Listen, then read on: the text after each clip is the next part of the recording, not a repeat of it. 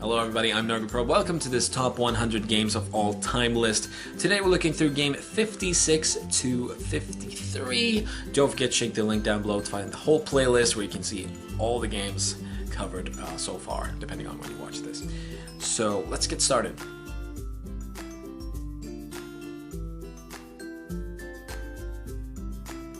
My number 56 is a MMORPG game, the second on the list after EVE Online, and it's Guild Wars 2. And this is my absolute favorite of all the MMO games out there, set in a fantasy setting.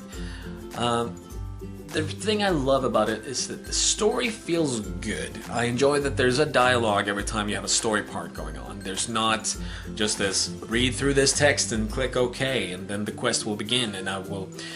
That's such a big issue for me with other RPG games mostly, because go to this area, talk to these people, and especially in the beginning of the game should be exciting and fun, and Guild Wars 2 does that. It gives you a quest, it goes and throws you right into a boss fight. You can't lose the boss fight, but they throw you into a boss fight that feels very real. I don't think you can lose. It would be horrible if you could. And it's just starts like an epic thing, and you're like, wow, what's happening? And then you go into a dialogue where your character is talking with another character, and there's actual dialogue that's okay, and you just feel invested in the story right from the start. While in other RPG games, or MMORPG games, you're like, you're supposed to go here to find this thing. Okay, I go there. I talk to this person. Text box, text box, text box, accept, text box. Okay. You know, like, oh, that really got me interested. Anyway, Guild Wars 2, and something else that I like about this game is that you don't have the classic quest system in this. Instead of having to go through to different quest givers, you just enter an area, and in that area there's something that you can do, and you can do it if you want to, or you can start and then leave and then continue later. You can just go back to that area and finish it. So on different areas on the maps there are these hearts, and these hearts are basically quests. And you go there, and the quest can be anything. Suddenly it can be, you will be transformed into a pig, and you're supposed to find mushrooms. Awesome. Sometimes it's, you can pick flowers. Awesome. Sometimes you need to raid this place and kill all the enemies. Awesome. And it's just, the fact that I can move into any area and just do what I want is amazing. And the overall world looks amazing, and the feeling of the game, it's the perfect MMO for me. And they just released an expansion, and I haven't played that, I haven't gotten that. But if I do, this might be higher on the list. If I got deeper into it, I only play this alone when I played it. If I had a group to play it with, it would probably be a lot higher. But yeah, Guild Wars 2, my number 56. 56 is still pretty high though. Number 55 is an old PlayStation 2 game. Old PlayStation. Every PlayStation 2 game is old.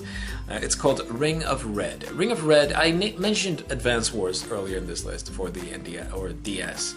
This is basically that, but for the PlayStation 2, with mechas and units and a story that I don't remember. It's set in some kind of dystopian, kind of World War-ish world, or Second World War. Is it First World War? It's the First World War because they use... Yeah, it's the First World War set in this kind of futuristic, they have mechas instead of tanks and such. And I just love these kinds of games where you have the game, you move through a grid. You have a map, you move your units around, you position them, and you can attack from different distances. But when you attack, you move into a different mode where you see your mecha and your opponent's mecha. And then you can decide to shoot. There's like a timer thing that shows how much you've aimed, and you can shoot before that is filled up, or you can wait for it to fill up, and then you actually... No, it's like when you shoot, you get a camera that is an aim, and it zooms in slowly, and the further it zooms in, it's easier to hit. I think that's how it was. It was a long time since I played this game. And other than that, around your mecha, you can also have support units. You can have attack units, or engineers that could heal you and stuff like that, and those also had abilities that you could use throughout the fight.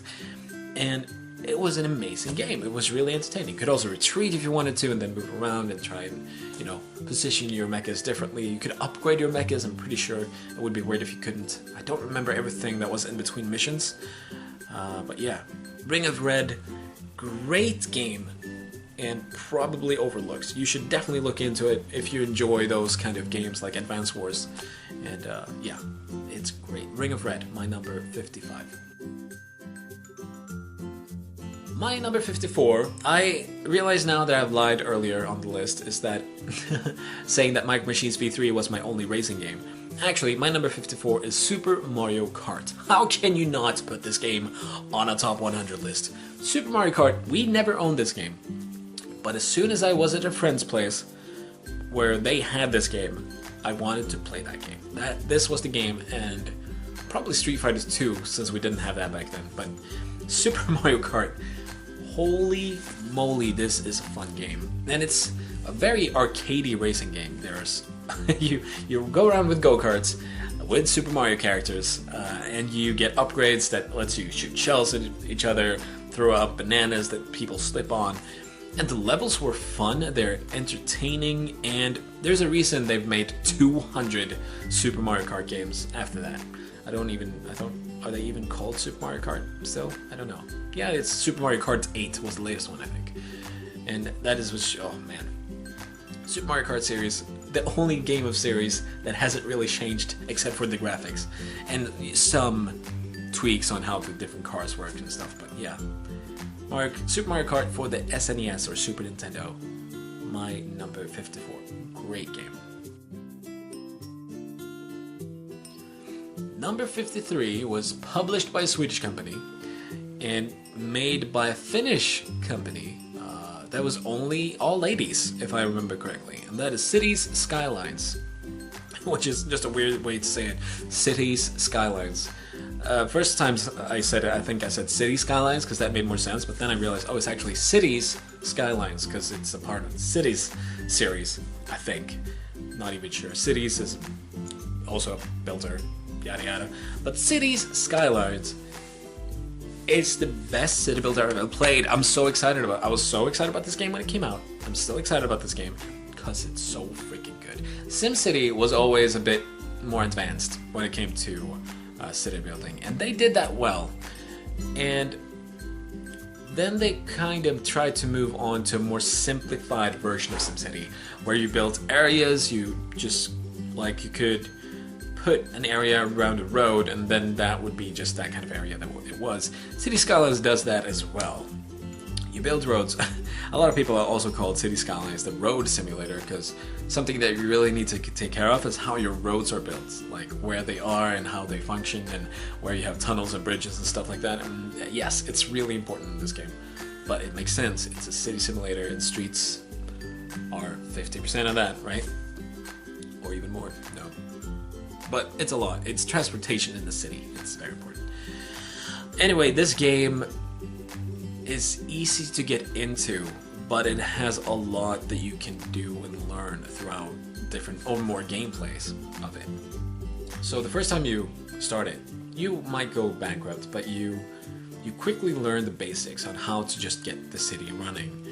And then from there you can do so many things, and it's so entertaining. And you get like small tweet messages from citizens in your city, what they're thinking about it. Like if you get a new law into the game and they're like, I like that law, good job, Mayor you.